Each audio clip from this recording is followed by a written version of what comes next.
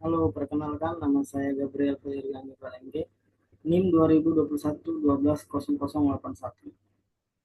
Ini saya akan menjelaskan flowchart sistem penjualan kredit. Bisa teman-teman lihat, di sini terdapat 5 bagian. Yang pertama itu bagian order penjualan, yang kedua bagian gudang, yang ketiga bagian pengiriman, yang keempat bagian penagihan, dan yang kelima bagian akuntansi. Langsung saja ke pembahasannya. Yang pertama itu order penjualan. Bagian order penjualan menerima order dari pelanggan.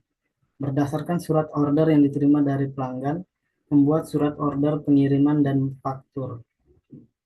Setelah itu mendistribusikan surat order pengiriman lembar pertama dikirim ke bagian gudang. Kemudian lembar 2, 3, 4, dan 5 dikirim ke bagian pengiriman. Lembar 6 dikirim ke bagian pelanggan. Lembar 7 dikirim ke bagian kredit. Lembar 8, 9 diarsipkan sementara menurut tanggal.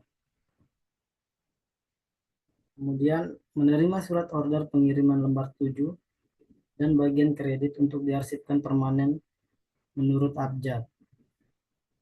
Setelah itu menerima surat order pengiriman lembar 1, 2 dari bagian pengiriman pada surat order pengiriman lembar 9. Surat order pengiriman lembar 1, 2 dikirim ke bagian penagihan. Bagian kredit berdasarkan surat order pengiriman lembar 7. Dari bagian order penjualan dilakukan pemeriksaan status kredit. Setelah itu memberikan otoritas kredit. Kemudian surat order pengiriman lembar 7 dikembalikan ke bagian order penjualan.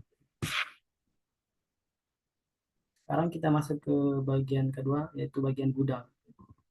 Nah, di bagian gudang, berdasarkan surat order pengiriman lembar 1, dilakukan penyiapan barang. Setelah barang yang telah disiapkan, kemudian dilakukan penyerahan barang.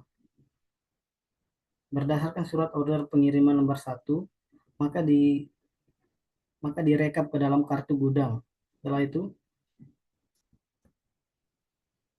bersama dengan barang, surat order pengiriman lembar 1 dikirim ke bagian pengiriman.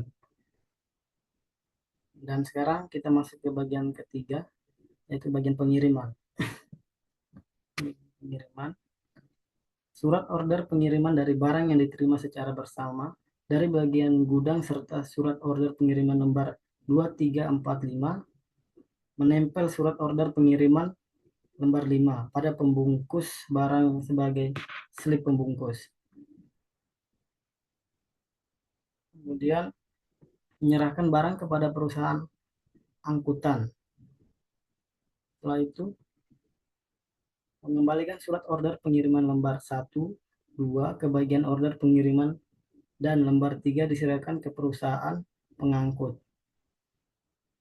Kemudian surat order pengiriman lembar 4 diarsipkan secara permanen menurut nomor urut. Bagian penagihan. Kita masuk ke bagian 4, bagian penagihan.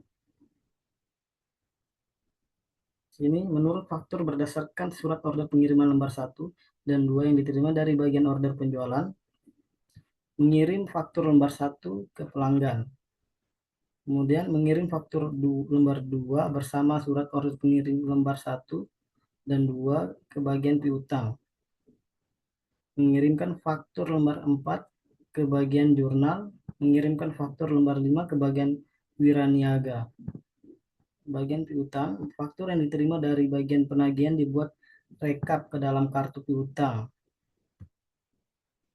Setelah itu, faktur dan surat order pengirim lembar 1 dan surat muat lembar 2 diarsipkan permanen menurut nomor urut. Bagian kartu persediaan, berdasarkan faktur lembar 3, merekap ke kartu persediaan dan faktur tersebut diarsipkan permanen sesuai nomor urut. Terus berdasarkan kartu persediaan dibuat rekapitulasi harga pokok penjualan secara periodik. Berdasarkan rekapitulasi harga pokok penjualan membuat bukti memorial. Bukti memorial dan rekapitulasi tersebut dikirim ke bagian jurnal.